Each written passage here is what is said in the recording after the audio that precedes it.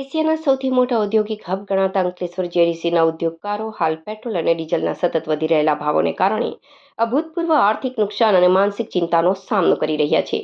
કાચા માલની હેરફેરથી લઈને પ્લાન્ટ ચલાવવા સુધીના દરેક સ્તરે ઇંધણનો વપરાશ અનિવાર્ય હોવાથી આ ભાવ વધારાએ ઉદ્યોગોની કમર તોડી નાખી છે.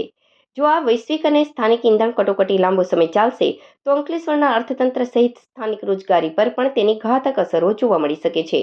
સરકાર જો ઇંધણના ટેક્સ માળખામાં ત્વરિત રાહત નહીં આપે તો દેશને કરોડો રૂપિયાનું વિદેશી હુંડિયામણ કમાઈ આપતું અંકલેશ્વરનું આ ઔદ્યોગિક હબ મંદીના ગર્તામાં ધકેલાઈ જશે, જેની સીધી અસર સામાન્ય નાગરિકના ખિસ્સા અને દેશના જીડીપી પર પડશે.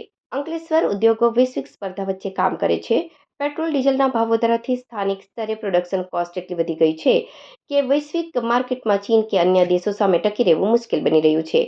એમએસએમઈ નાના અને મધ્યમ ઉદ્યોગો માટે આ આર્થિક બોજ સહન કરવો શક્તિ બહારનો છે.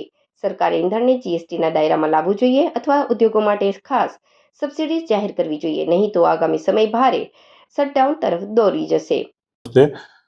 હાલ જે ઈરાન, ઇરાક, ઇઝરાયલ વચ્ચેનું યુદ્ધની પરિસ્થિતિ છે તેમાં ક્રૂડના ભાવ સતત પ્લસ માઇનસ થયા રહ્યા છે. છેલ્લા 10 દિવસમાં ડીઝલ અને પેટ્રોલના ભાવમાં અંદાજિત 9 થી 10% ભાવ વધારો આવેલ છે. ગઈકાલે બી અંદાજિત 2.5 થી 3 રૂપિયાનો વધારો આવેલ છે, જેથી ટ્રાન્સપોર્ટ જગતમાં ટ્રાન્સપોર્ટેશનના ભાવ વધશે એટલે રો મટીરિયલનું જે ઇનપુટ અને આઉટપુટ ઇન્ડસ્ટ્રીઝમાં થતું હશે એમાં ટ્રાન્સપોર્ટેશન કોસ્ટ વધશે, ભાવમાં વધારો આવશે. સાથે સાથે ઇન્ડસ્ટ્રીઝમાં દર અઠવાડિયામાં એક વખત વીકલી ઓફ હોય છે, ત્યારે ઇન્ડસ્ટ્રીઝ સતત પ્રક્રિયાના એ કન્ટિન્યુઅસ પ્રોસેસમાં ડીઝલનો ઉપયોગ કરતી હોય છે, જનરેટરથી પ્લાન્ટ ચલાવતા હોય છે, તેથી પ્રોડક્શન કોસ્ટ બી વધશે.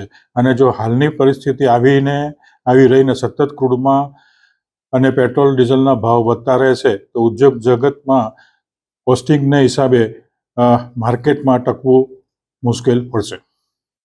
અત્યારે જે ઈરાન, અમેરિકા, ઇઝરાયલના યુદ્ધના કારણે ક્રૂડના કારણે જે રો મટીરિયલ નથી મળતા, ટ્રાન્સપોર્ટેશનમાં પણ હમણાં ડીઝલ પેટ્રોલના પ્રોબ્લેમો આવ્યા છે વ્હીકલ માટે, અને સમયસર નથી મળતું, ભાવ પણ વધઘટ થશે. એટલે એની અસર આ ભાવનો વધારો લેવામાં ઇન્ડસ્ટ્રીઝને સામે એક્સપોર્ટ બંધ છે.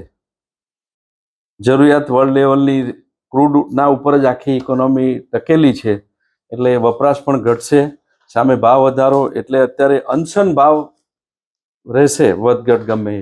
એટલે ઇન્ડસ્ટ્રીઝ ઉપર આની માઠી અસર આવશે, રોજગારી પણ ઘટશે, રેવન્યુ પણ સરકારની ઘટશે. એટલે જલ્દી આ યુદ્ધ પૂરું થાય અને આ જે ભાવ વધઘટ થાય છે એ સ્ટેબલ થાય, એ ઇન્ડસ્ટ્રીઝ અને પબ્લિકના હિતમાં છે.